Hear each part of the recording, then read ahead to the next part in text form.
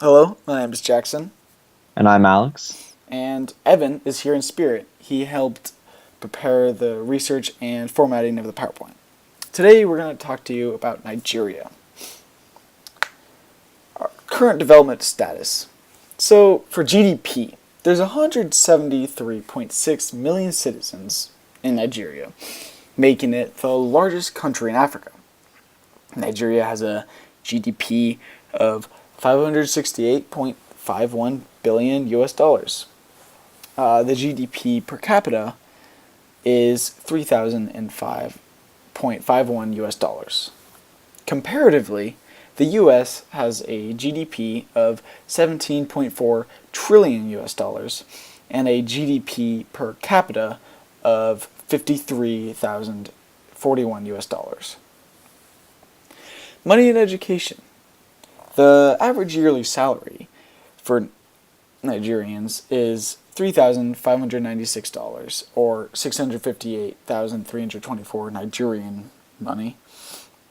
60.9% of people live in poverty in Nigeria, while 40% of the total population lives on less than $1 per day. Nigeria has a literacy rate of only 61.3%, while only 50.4% of females older than 15 can read. Human factors. Most children who live on the street have lost one or both of their parents to HIV or AIDS, and 2 million currently have that disease, compared to 1.2 million in the United States. 220,000 people die each year from HIV or AIDS, and compared to 636,000 since 1981 from the U.S. And a little over a quarter of children under the age of 5 are underweight. Current government. So Nigeria is a federal republic with 3 branches of government with separation of powers, similar to the United States government. There's 360 members in the House of Representatives and 109 members for the Senate. Each of Nigeria's 36 states has an elected governor and House of Assembly. In Nigeria, there's natural factors. Since it's on the coast, there's easy access to the ocean and international trade. The common metals there are iron ore, zinc, and tin. And petroleum and natural gas accounts for 30% of the nation's GDP, while petroleum exports revenue represents over 90% of the total exports revenue. So there's some obstacles to development of our nation. In education, only 61.3% of the population is literate. A lack of education means that people do not have the skills and learned abilities to create and produce jobs in the global market. Not being able to read and write in today's age puts Nigerians at a significant disadvantage on the world market for jobs. This disadvantage is holding us back as a nation, not allowing us to develop as a functioning first world nation. So, for the solution, I'll turn it over to Alex. First and foremost, we want to revamp the education system in our country. To do this, we're planning on building more schools and hiring teachers in order to educate the children of our country, in order to make them more literate. There we go, more literate in the world today. We plan on building these schools and hiring teachers to run these schools. We hope to find our teachers internally, but if there is a shortage, we can look to other countries if we have to.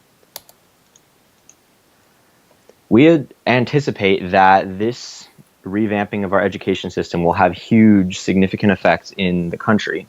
One example that we look at elsewhere in Africa is the Africa School Assistance Project. It is a program that increases public use for education in East Africa and is very successful. And it makes sense that since it's successful over there, a similar program in our country would do similarly as well. A result of being educated will lead to poverty reduction, gender equality, wildlife conservation, and a variety of other benefits for our country. So, teachers in Nigeria earn between 1,500 and 3,500 Nigerian dollars, which equates to 753 US dollars through 1,759 US dollars. We want to attract good teachers, so we will pay them 300,000 Nigerian dollars per year. And our plan is to build 20,000 schools across the country, with each school teaching around 300 students, meaning that 6 million children will have access to an education. And while we realize this isn't all of our students or all of our children in the country, it's definitely a start, and it will make us a much more literate and competitive country in the world market.